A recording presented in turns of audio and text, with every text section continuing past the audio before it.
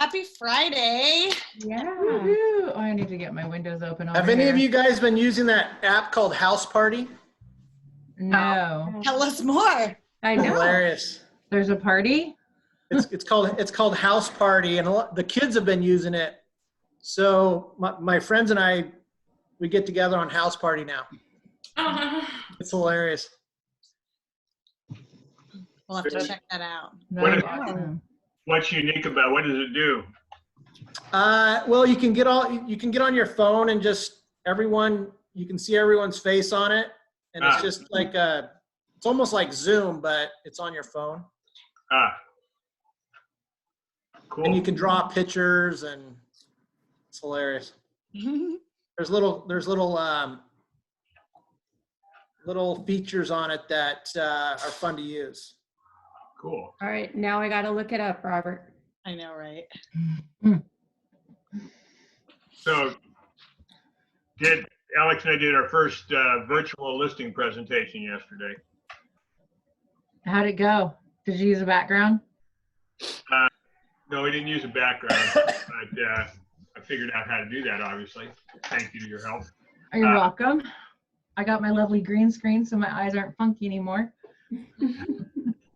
And well, it was interesting because the wife refused to allow it to be on their end because the house was a mess or she was a mess or something. So they could see us, but we couldn't see them. Awkward.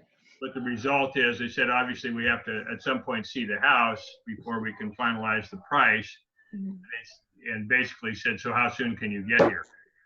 So I think, and it was competitive with at least one other realtor. At the end of it, they weren't sure they were going to schedule their third realtor anymore. So I think we probably got the listing, but I have to don gloves and a N95 mask and go look at a house this afternoon. Awesome. Be thankful that you still get to do that. Yeah. Right. Did you have your full listing presentation that you normally use on the computer that you shared your screen like that? Yeah, I just did what am I going to say? I'm having brain freeze, not public, but PowerPoint. Yeah, just did the PowerPoint. And shorten it up, it was interesting to try and gauge their reaction without being able to see their face. Just Right. From how, so kept asking. The reality is I asked better closing questions throughout the presentation and spent more time on what they were interested in than I normally do when I'm sitting in front of them. So it was kind of an interesting thought or interesting process. So, why do you think that was, Peter? Because you couldn't gauge the reactions? because I couldn't gauge their reaction, so I had to keep asking, is that, is that something you're comfortable with? Has anybody said anything to you that better than this or different than this or something we forgot? And yeah, so I couldn't see him, so I had to ask. And then I walked away after we closed it down and said, God, I need to do that when I'm sitting across the table from more. So it was really pretty interesting. Wow. And tell everyone, we saw you because you popped on the happy hour. Tell everyone what you had on. I had on a suit and tie. Sure did. From here up? Yeah. Yeah. And Boxers below. and I told the client I was in my pajamas, waist down. Did they laugh? Yes, they did. Good. So it's a temporarily new world that we live in. But I think wearing a real suit showed them that you do mean business and you're a professional and you're taking your business seriously. That's right. Yeah. You read all the things and they tell you to get up and get dressed and do your shtick. So it's interesting, but yeah, I think that's important. I think it's real important. Well, I think it's really important for everybody to get dressed and, get ready like you normally would getting to work because you're just going to have a more productive day. Yeah. I showered today. That was good. Yay. Yay! Peter? Peter, well, thanks for sharing that. Let's kick off Well, to. Karina, I think someone wanted to ask Peter a question. Oh, yeah. What? Yeah. Catherine, was it you? Yes. Oh, yes. It was me also, but maybe Katrina does also. But Peter, I just wondered if you could talk a little bit about why your sellers were selling, and did they have any trepidation about doing that in the face of our economic situation? Or Well, yeah, and actually that's the first question I asked. We usually ask, how do you feel about selling your home? The question got morphed into, how do you feel about selling your home in the current environment? Mhm. And the wife said, I'm concerned, and the husband said, I'm not.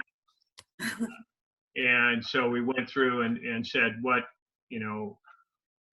are you going to be comfortable? We have procedures, policies we can put in place when we list your home for showings. And, if we agree to do business, we'll go over those and put in place those that you're comfortable with, all of the information that Mike's forwarding to us and that we're aware of. But, they said, we want to be out of our house by May.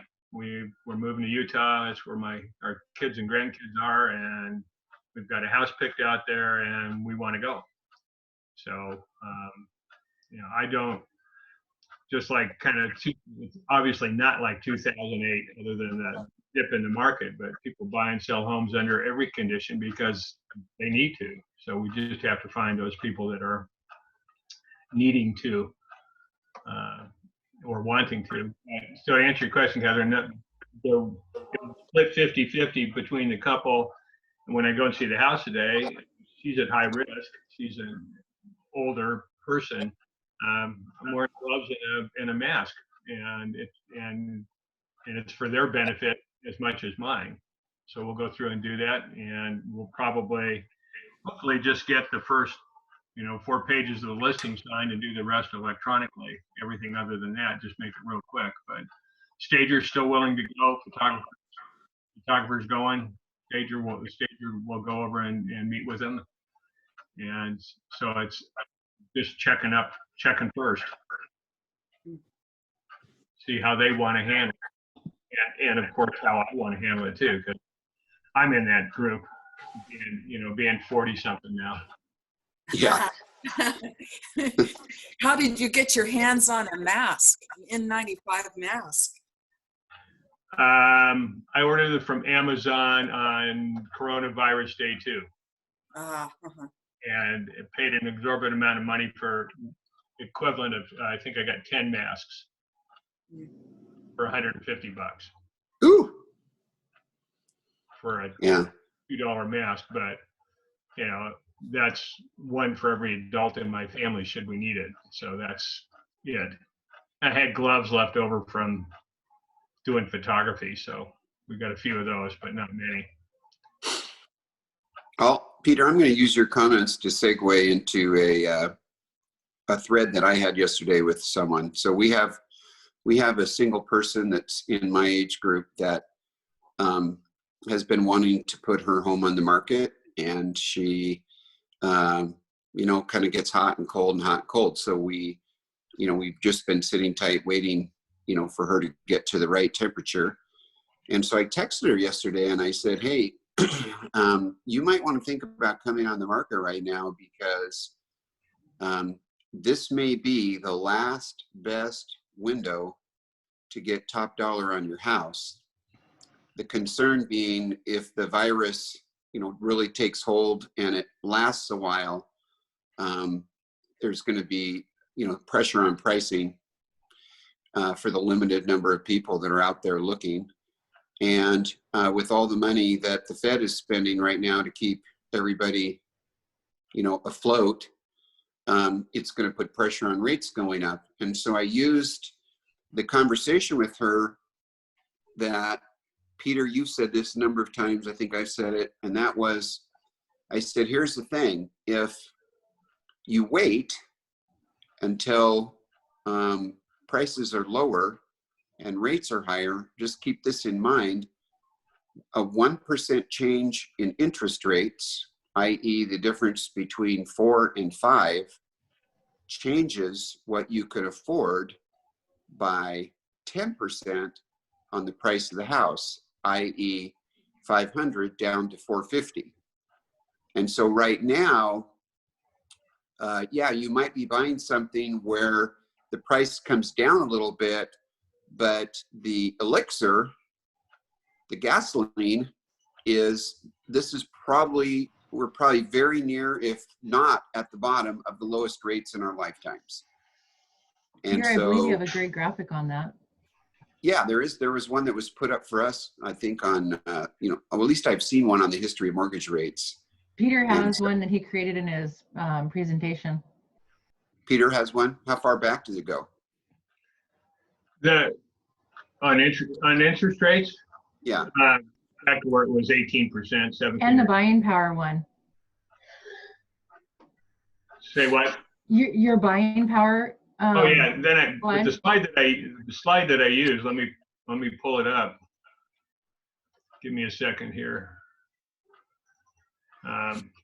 Yes, and the numbers, while I'm looking here, the numbers are actually that it reduces a buyer's borrowing power. The actual number is 11.6% for every 1% rise in interest rates. And if I can share my screen, let's see here.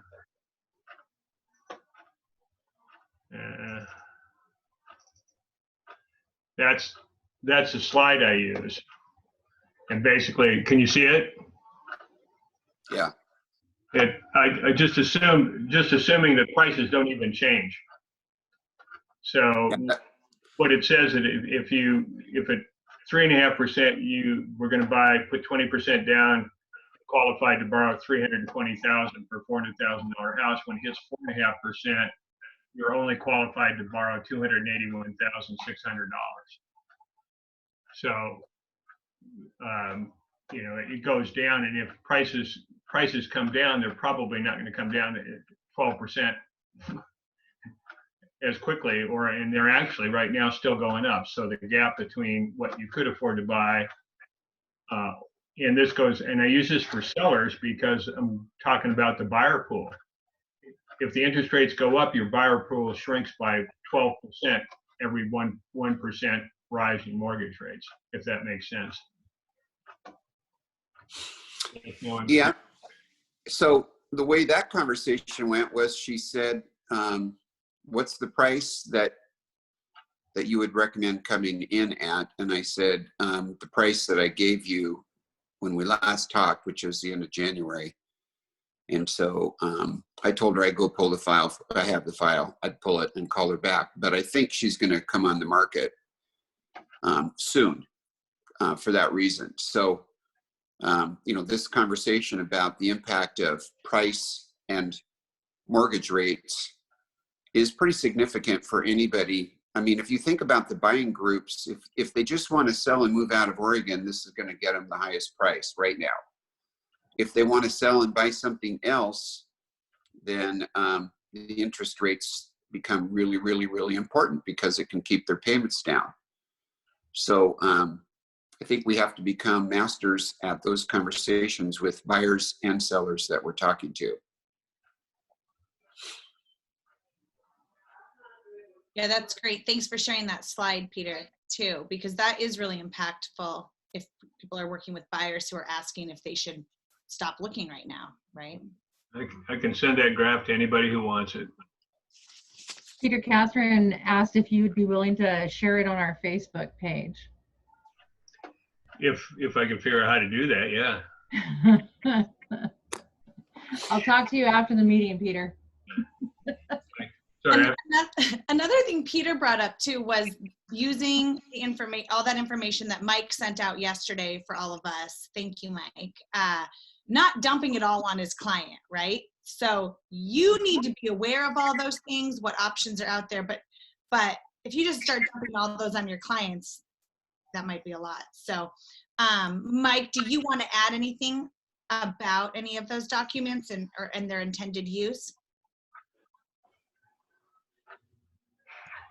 Yeah, I guess my only direction is, yes, I probably inundated you with a number of different documents, but only as options for which you want to do. I would think each of you probably should put together how they operate and discuss that with their seller and make sure that all those pieces fit for that seller. And I would put it down in writing. Gee, I only allow people in the house this way. I only will allow whatever that be. But they put a plan together. If somebody wants to sit down and walk through those documents with me, just give me a call today. I'd be more than happy to sit down with each of you and talk about how it affects you directly and what thought processes are. I would have at least a base package which says, I want to have an advisory out there that talks about the different things that are happening in the marketplace. I would definitely use the OREF 096 document with every transaction, which essentially says to a seller or a buyer that, gee, this transaction may get affected by COVID-19, and we have some extra time to switch back and forth before we lose the deal and go forward. But if you have a question about it or you want to go through the documents one at a time, I'll be more than happy to sit down with you or virtually, of course, sit down with you and review them and put a game plan together for how you want to market and how your sellers. And I think it matters. The basic disclosures are important, and the rest of it is a question of what, in fact, safety features does that particular seller make them feel comfy. And I'd kind of like to comment on that. Besides, obviously, the CYA importance of this for all of us. Somebody said dump in all those forms. You need to start out with a discussion by asking the question, where they are and how they're feeling.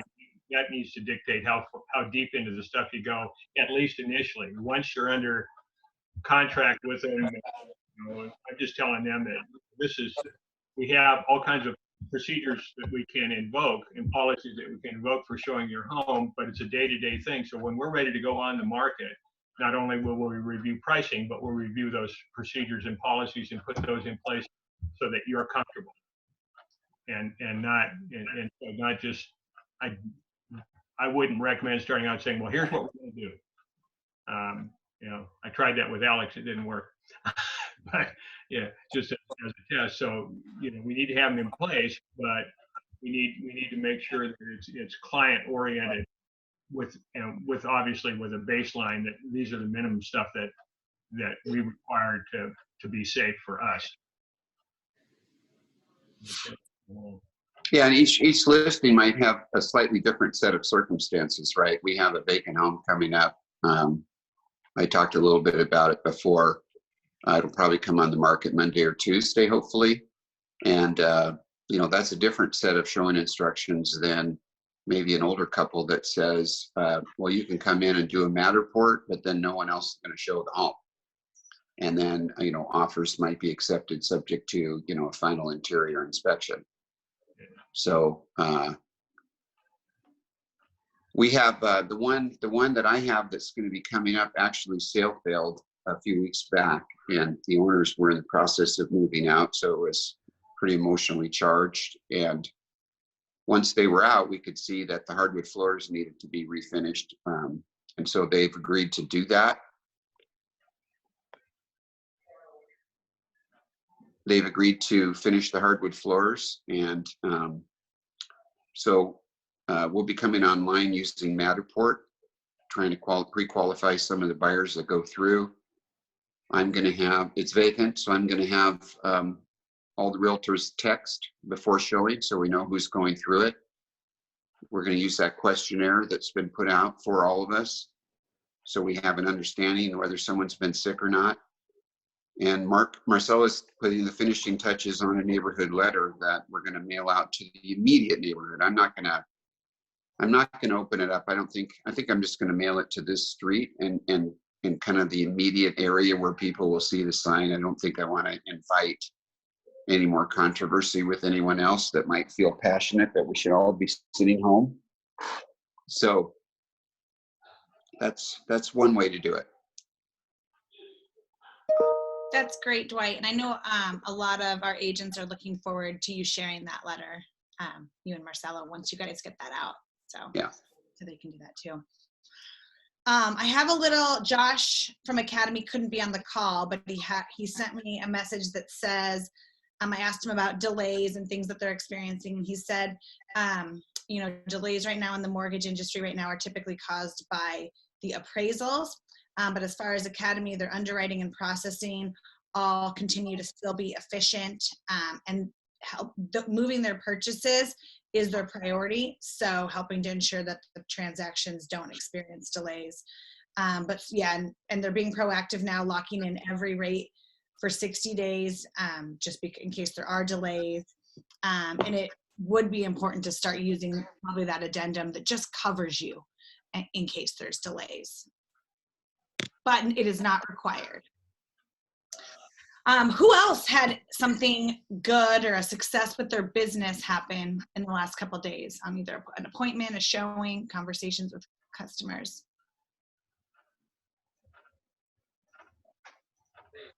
We had a closing yesterday. That's always good right now. Mm-hmm. We had a new listing come on over in Summerfield on the golf course, a beauty. We did lower the price we were going to start with, which was lowered at about $30,000 to be under $400,000. It's a beautiful. Go ahead, it's on Facebook. I think we put it on yesterday. And tell us more. What precautions are you guys taking, or what conversations did you have with the sellers that were different? Cricket is the one that's handling that part, but we did put some of the disinfectant and wipes and things in that house. I believe she's gonna put also instructions in there too, in case the agent did not see it online or whatever, but Cricket's handling that part. Great, but it's important that she's putting it out there, putting specific instructions out to the buyer's agent so they know what to expect, right? We have, oh, sorry. No, go ahead. Some good news. We have two that are coming on. One is going to be a coming soon, no showing for a little while. There's going to be, I'm not sure if it's going to be an estate sale exactly, since we can't have large gatherings, but we have to get furniture out first. And then another is just regular old listing going live early next week, and sellers are still excited about going live. Everything is good. We have some specific showing instructions. We have Matterport, but everyone still feels good about it, and that's kind of keeping us going, is that like when things are on the market, at least they're still moving for the most part, and just kind of keeping everyone well reassured so that we can avoid sale fails as much as possible, and still having regular showings. Megan's showing 2 houses this afternoon. So, yeah. That's great. Do you know what other precautions she's taking when showing the houses? Yes, so in our remarks, for showing the houses, she's done a lot of FaceTime showings. For today, she has gloves and stuff, and things are disinfected beforehand. They're keeping their social distance, trying to have as few people as possible. I think it's just going to be one of the 2 people in the couple. I haven't met them yet, so I don't know who's who. But yeah, so, and then nobody's touching anything or standing near anyone.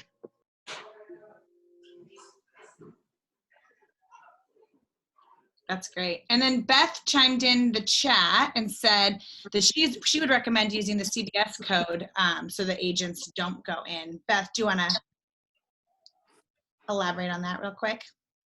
I think she left. Well, I think Oh, there she is.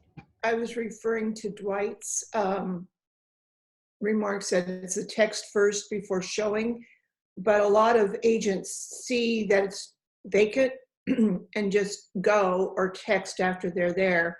And the only way to really protect yourself with that is to do the CBS code call before showing, so that agent can't access the lockbox without your permission or without that additional code. Yeah, and that's great advice.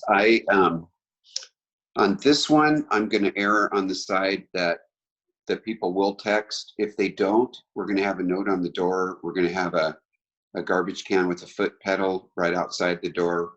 We're going to have wipes. We're going to have instructions. And so I thought, you know what, I'll just try it this way and see if it works, because we can change in a moment's notice, right? So yeah, there's definitely different ways to do it. We're also asking them to, with the wipes, to do that on the key box too, so that because they're using that. Ah, good point. And, Add that, Marcella. yeah, really. And then also inside, we've kept all the closets have been, the doors have been open so that they don't have to touch any of that. Only the Yeah, and we're specifying that only one person. We're going to leave the doors open. We're specifying that only one person touch anything. Right. We'll see if we can manage that. That's all great. I love how everyone is continuing on doing business. It's just looking a little bit different. So I'm going to turn it over to Tanya now, and we're going to kind of get into some of the meat of this discussion as far as bulletproofing your business, continuing that discussion from last week, but bulletproofing your business, or Wednesday, not last week. Feels like we've had a week in between.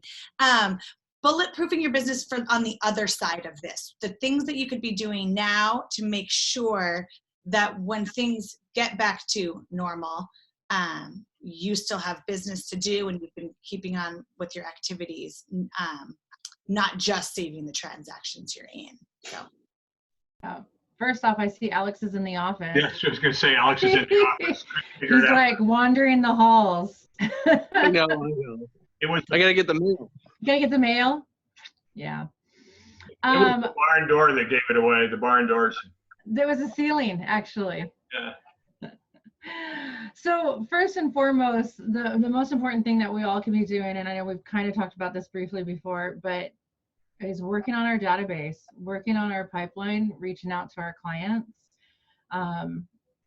in being in constant contact with your people. And it doesn't have to be about real estate. It just needs to be coming from the heart and coming from a position of caring about them. And that's gonna keep you in the top of their mind, especially if you are consistently reaching out and talking to people in a much shorter time frame. You know, not once every 13 weeks. Instead, we're talking to them once a week, once every few days, especially if they're in your sphere of influence, in what we call your A group. You want to make sure that you're talking to them on Facebook, you're commenting on that, you're sending emails, you're talking in person. There are a lot of scripts out there that are available for you regarding all this. You could go to the Pivot Shift page. They have scripts on that. Outfront has, if you go to Outfront, I think it's outfront.kw.com, or I can find out the actual link and share that with everybody, but it's our KW magazine. There's scripts in there. I shared the other day Jay Cermak's video with creating the care plan. He has scripts inside that. There's a link to download the documents on how to do a care plan, which is basically a SMART plan, but it's all about caring about your clients. And with what's happening right now, there's scripts within that. He has exactly what emails you should have, and you can convert that to talking to them. Utilize it as an email, a text, whatever makes is your comfort level. You want to up your social media posts, not just the posts that you do, but the commenting on other people's posts, friends, clients, engaging, create groups to create happy hour meetings with your people.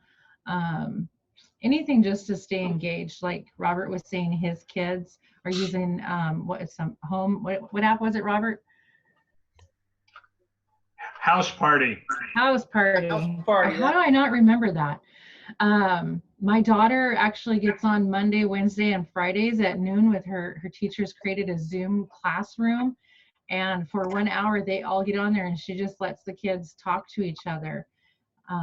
So perhaps creating something like that between your children's friends, your family.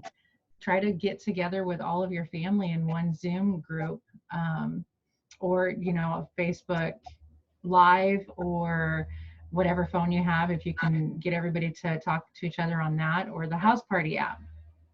And can I give a shout out to Beth Castor? Yes. I've been watching Beth on Facebook, and she is just engaging so much with her community and posting and really, I mean, just really speaking to the people in McMinnville. And I just think that's awesome. She's showing up as an expert in her community, and she's engaging them. It's awesome. Yeah, she's doing a really good job. It looks like she's talking to someone else, so we can't ask her to talk on it. Maybe we can. Beth? No, looks like she's on the phone. I think she's on the phone. Yeah. You know, we were on our call yesterday. I guess it was there a national call? I think it was the national coaching call. And Laura Gillot down in Lebanon, who is the KW agent. Oh, that was the Top 100 Masterminds. Yeah. Yeah. Okay. So she said that they're doing Zumba classes. They're doing like art classes for kids. Yep. And she had a whole list of things that her team is doing in Lebanon for their client base right now to instead of, you know, the typical list of things that she was doing. So, man, she was really thinking out of the box on that, right? So they're basically doing everything they can possibly do. And she did come to our office for our tech fair that we had, and she was one of our keynote speakers. And so she is one of the top producing people in Keller Williams, and she works in Lebanon. Yeah. She has that whole area though. Lebanon, Corvallis, Albany. Yeah, she's got that whole big, huge section. She has agents. Yeah. So that helps for her. But yeah, they do amazing things down there. Heather, do you want to talk about the Pivot Shift Facebook group?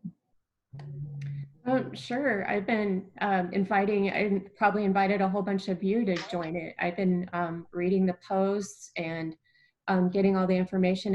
I've really loved the way the community is coming together and sharing what's working in different parts of the country and different tips and tricks, and talking about expenses that they've cut and encouraging everybody else. And it's just like really become a great community. And now they've opened it up to real estate professionals, whether they're part of KW or not. And I just feel like the great thing about the heart of that group is that they're looking at taking care of our industry and not just KW specifically.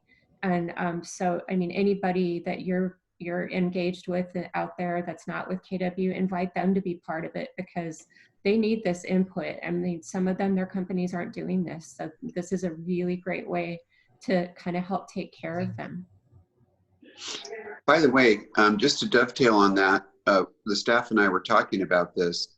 If you know other realtors that would like to come on the Zoom call, we're happy to have other realtors from other companies come on the Zoom call and share what they're doing and listen to what we're doing. So I think this is a great time to come from gratitude for the real estate community. So be free to share the Zoom information that we're getting in our emails and our texts, and invite other people.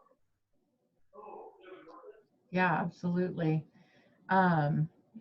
One of the things that I've come across on your social media posting is having a little bit of fun, if you're so inclined to, with the quarantine. You know, if you have a new listing, people are utilizing, how would you like to be quarantined in this home?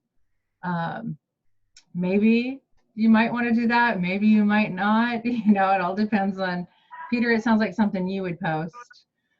But you know, just being a little bit playful with it. And then one of the most important things that all of us should be doing right now is working on cleaning up your business practices, making sure that you have checklists for everything that you do. You know, all that time when you're like, you're too busy to set up your business the way you want to set it up. Well, now's the time to do it. Work on your contacts in Command.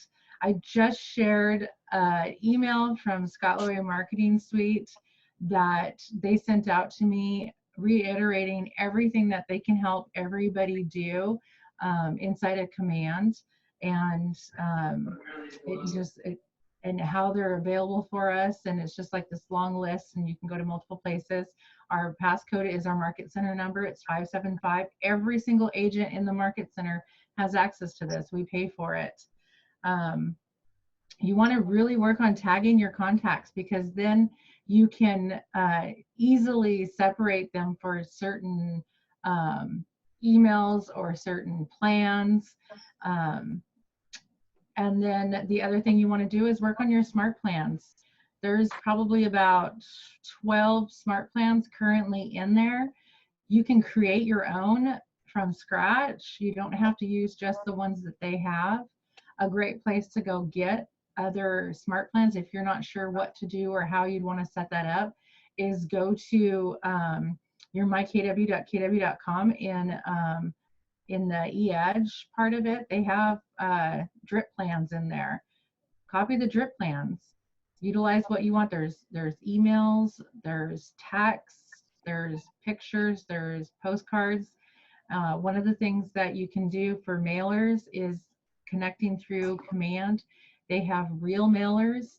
Most companies, you have a minimum of 250 that you have to mail out. Real mailers, you can send 25. And so cutting your costs, if there's only a certain neighborhood you want to send things to, and you don't want to send it to all 200 people, then use real mailers and send out your just listed postcard or your Dwight your letter. You can send it out that way through real mailers. So now's just a really, really good time to take advantage of the free tech that we have with Command. And getting on KW Connect, getting on Pivot, take advantage of everything that Gary Keller and all of the leadership are providing for us right now. And reread this one and this one. Oops, sorry, that one. And actually they were saying you should read the MERI and the One Thing. So does anyone have any questions about database and Command or social media posting? I had a question.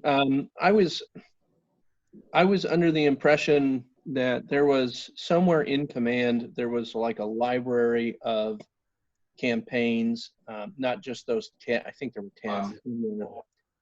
Those are smart plans. The campaigns are your Facebook posts. Okay, I'm sorry, smart No, plan. that's okay. Library of smart plans, like where people would upload them or you could buy them or that kind of thing. I can't find that anywhere. Not yet. They're coming. They just released, you know, they're releasing little bit by little bit more and more smart plans. But they said eventually we will get to the point where if you have smart plans that you've created, that you can make them available to agents to purchase. And that might be something that would be done through the marketplace. But it's not there yet, Alex. Okay. Thank you. You're welcome. Anything else? Corrine, should we kick it over to Dwight with buyers and sellers? Yes. Well, one more thing on that Command, though, on the smart plans. If people have created designs or designs in the library, you can use those with the smart plans, right, Tanya? That would be part of if you were doing a mail out. It triggers different aspects of what you're doing, or in an email to go out. So you have a set email that you create, and then it would send that out. You do have to have your email hooked up to it, to Command, and you would, if you have text messaging in there and you want the text to be automated, you have to have Twilio connected. If you don't want to have Twilio connected, then there would be a reminder that a text needs to go out, and then that would be you manually doing it. So there is content in there, it's just not already built into the smart plans. Correct. Cool. Okay, Dwight, let's talk about what else is going on in the market with money and ways to protect yourself and your business. Okay, so I just saw that Melanie would like to talk about Bold, I think, first. You want to jump in, Melanie? You're muted, Melanie.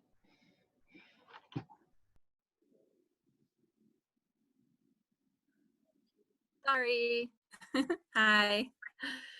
I just wanted to remind everyone about Bold Pivot. So today's the last day that it will be exclusive to, our Portland market centers. It's going to open up. There's a big wait list for it. So if you want to join that, use one of the registration links that was, in text, in the email, on Facebook, or call me and I'll walk you through it.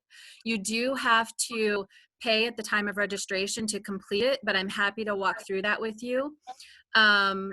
It's an amazing opportunity to get MAPS level coaching for $99. It's 4 weeks, 3 days a week, 2 hours a day.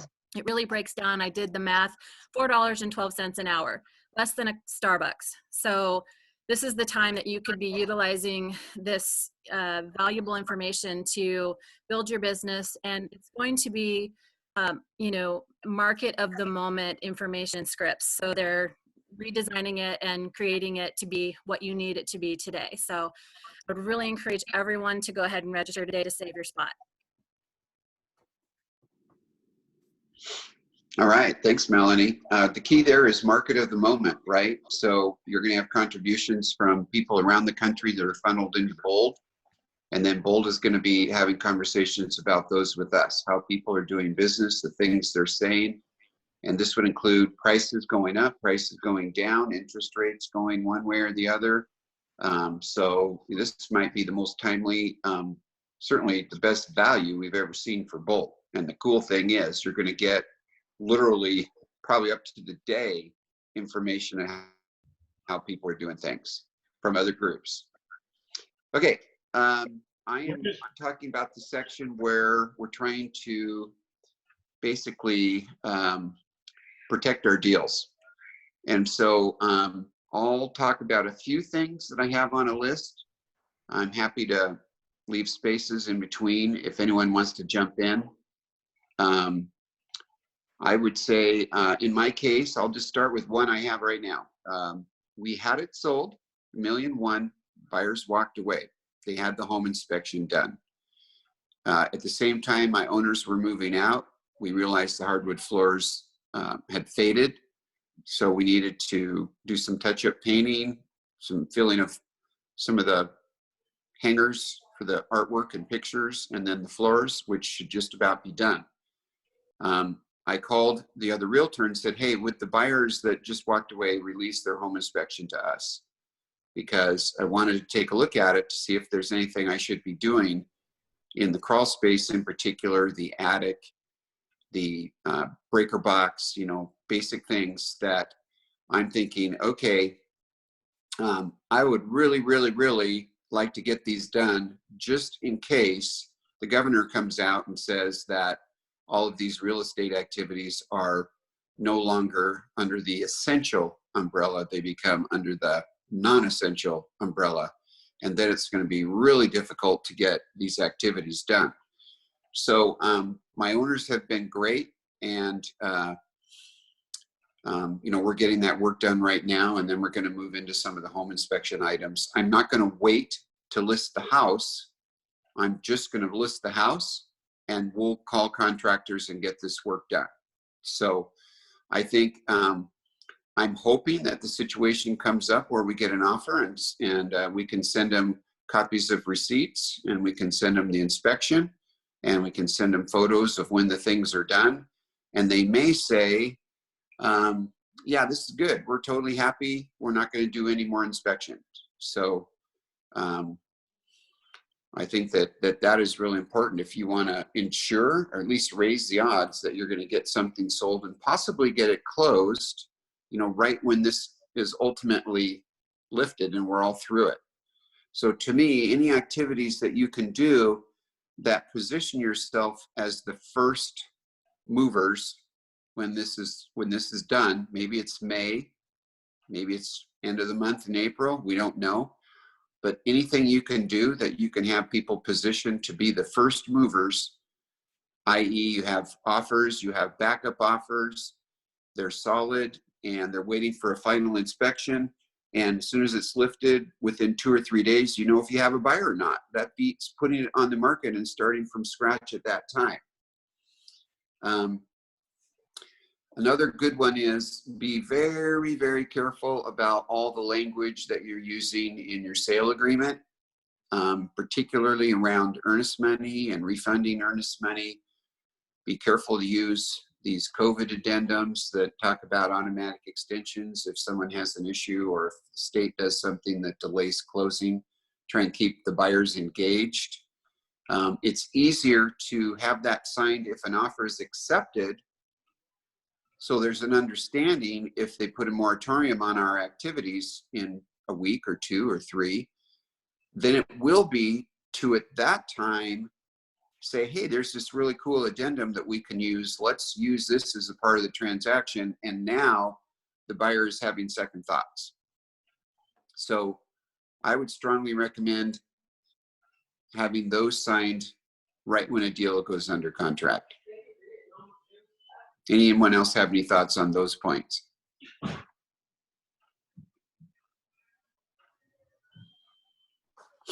All right, I'll keep going.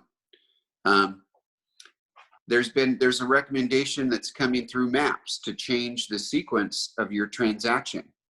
So this is what I'm talking about. Let's get the inspections and the repairs completed early, maybe even before the buyers, maybe even before it comes on the market, so that those questions can all be answered. Yeah, everyone is going to have a heightened sense of concern about whether they should even buy right now or not. And so every time you can answer a question and remove an obstacle, that's going to be to your advantage and to your client's advantage. We've already talked a little bit about showings. The showings are going to vary with the different sellers and what their requirements are. And whether it's a vacant home, I have a vacant home, I've been talking about that. Others will have homes where no one can come through. And so those are the ones that you want to get your tours on. Not a bad idea right now. Here's something that we did. Peter could speak to this, but in the old days, back in the last downturn and others that I've been through, these pre-approval letters may not be quite as valuable as they normally would, because I think that it's worth us, when we receive a pre-approval letter, to call the lender and verify availability of funds. Have they verified the buyer's availability of funds? I will tell you why. I just lost a $1.1 million sale, and the realtor said that the buyers were walking away because they had just lost hundreds of thousands in the stock market. This is whatever that was, that nasty week where it closed really, really down on Friday, I think around 2,000 points. And they weren't smart enough to take their money out of the market that they were going to need for their down payment. And I thought, oh gosh, I've learned that lesson probably 30 times in my career. That has to move up to the top of my list. So where's the down payment coming from? Is it liquid? And we had a delay on a closing yesterday by literally, they thought the wire was coming in on Tuesday, and I believe it came in on Thursday. It was held up at Schwab. So Charles Schwab had the buyer's money, and the wire didn't come in the day it was expected, nor the day we were supposed to close. It came in really late. So it's really, really going to be smart for us to, if we accept an offer, to make sure that everyone in the loop knows where that money for the down payment is sitting. If it's sitting in some kind of a fund, there has to be an agreement on when it's going to be liquidated. People tend to want to wait to the end. In my case, these people decided, oh, well, let's eke out the final gains we can on our money before we liquidate our stocks. And guess what happened? The stock market cratered, and then they didn't have enough money for the down payment and to go forward. So that could happen again. And again, that's how you protect yourselves and your owners if you're accepting offers. And if you're working with buyers, then you need to verify where the money's coming from. If it's coming from a gift letter from someone, call them and ask them to get a verification, and just tell them, hey, I'm going to need this when we find a house. So you might as well write a letter right now and sign it as a gift letter, and give us a copy of where the money is. So if the money you're going to give your niece or your nephew or your son or your daughter is in an account somewhere, give us a copy of the amount of funds in that account. You can erase or white out the account numbers, but just proof that it's literally available and it's not sitting in some account that they may not be able to liquidate. That's a great point, Dwight. We've always operated under the guidelines that if we're writing an offer for a client and that earnest money or down payment is in the market, and it's not actually in cash, so in a money market account or checking account or whatever, and it's actually invested in mutual funds or stocks, that the offer paperwork has to disclose the fact that the down payment or earnest money or whatever money's coming from the market itself. And if we're not doing that when writing offers, we're opening ourselves up for some issues, because the language in the offer paperwork says that it is liquid and readily available. So buyer's agents or people writing offers, we need to have those discussions early in the process. And when that house goes pending, they need to transfer that money from the stocks. They need to sell the stocks and put it in a money market account. And their brokerage firm can do that with their instructions, or they just click a couple buttons and can do it. But leaving it in the market with the volatility that we're seeing, Dwight said up and down 2,000 points, that's a good way to kill a deal. Yeah, I talked to a client yesterday, or not a client, but another realtor that said she lost $700,000 that week in her retirement plan, and then she sold and jumped out. And I thought, perfect. Oh my God! And she's 70. Wow. So we have to be really, really careful about this. The other thing that I've heard about, I saw an article where I think it was Switzerland, it might have been Sweden or Switzerland, froze 10 ETF, exchange traded fund accounts, because too many people were trying to liquidate and get their money back. And so they froze the accounts. So let's say I have a client and they want to buy a house and they have a diversified portfolio that they're going to draw money on. And maybe 20% of it is in ETFs. And the rest of it is maybe money markets, maybe spread around some other things, and they go to sell, and even a portion of their money might not be available. And again, this is where we have to really do our due diligence, because as Alex said, the sale agreement just says liquidity. It has to be liquid and readily available. Well, our mindset is that you can call your broker and get it wired in a day or two. That's our mindset. So everyone would believe that it is readily available. And so maybe it isn't. So I would say we had to do this in 2008.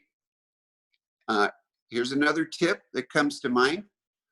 When we listed houses in 2008, I had a couple that I got surprised that when we had an offer and we got the prelim, they owed more than I'd sold the house for. And they never told me. And of course, I sit there and think, how could you not tell your agent that you owe more than you're selling your house for? And so I remember when the first one happened, I called them and they said, well, we have some funds available to pay the difference. And I said, okay, well, do you know what the difference is? Well, we haven't done that calculation. And so I said, well, do you have an expectation? And they said, well, it's the difference in the loan. Guess what? They forgot to calculate the commission and all the closing costs, the repairs, And so it turned out they didn't have enough money to close. So we're getting into that environment where you're not going to want to be surprised by these things when every transaction is like gold, right? Because we're not doing as many. Most people are not doing as many. I think the Fox team is doing more. But, and that's another way to bulletproof your deal. You get a title report ASAP, even before you put it on the market, before you spend the money for your photos, your tours, whatever you're going to use, Matterport, whatever it is.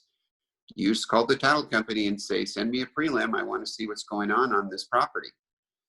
And then you know if there are any issues. So I will tell you another one I got hung up on a couple years ago. We had a sale on a $2 million home, and the title report came out and it said there was a lien of $10 million on the home. And so the buyer was really, really skittish. And I got a call from the buyer's agent saying, hey, man, the buyer is just going to walk away. They can see that your client can't sell the home. What the hell was your client thinking? And so what happened was, of course, I didn't order prelim like a dummy. And he had secured his home as a part of a $10 million business loan.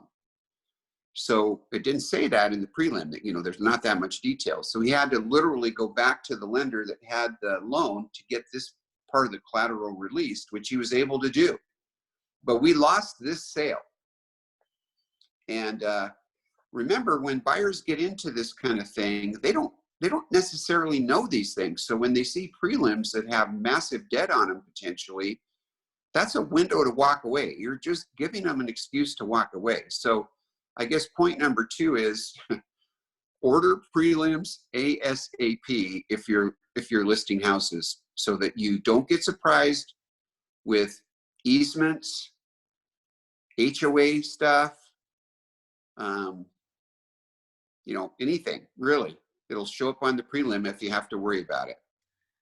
On my seller interview sheet, I have a question saying, how much approximately do you owe on your home?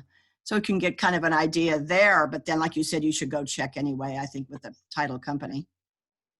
But that comes up in my interview right away. Yeah, good idea.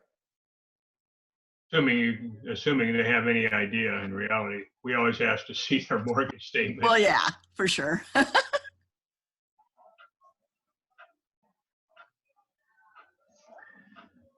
Yeah, I think there's going to be a lot more pressure on people, and so the chances of things being forgotten and overlooked will go up. And this is why we're talking about this today, because if you haven't had a closing for a month or two, and this is your deal, right? And you're counting on it, and then one of these things happens, i.e., let's say the home inspection happens and they find mold in the crawl space.